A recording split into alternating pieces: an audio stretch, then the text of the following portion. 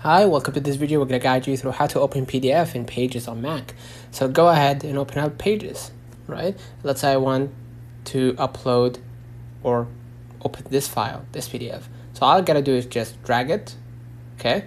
And as you can see right here, it says your image wasn't added. So Pages for iCloud only supports adding images in GBG, PNG, and GIF formats, or at least for my version. However, there's an alternative point. Let's say I want to copy the information. So all I gotta do is just open this basically PDF, right? And let's say I want to copy the details here. All I'm gonna do is just Control A, right? It will take most of the file, okay?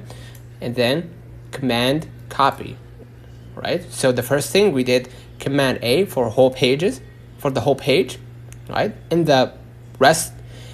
And now what we're gonna do, we're gonna just hit Command C to copy it, right?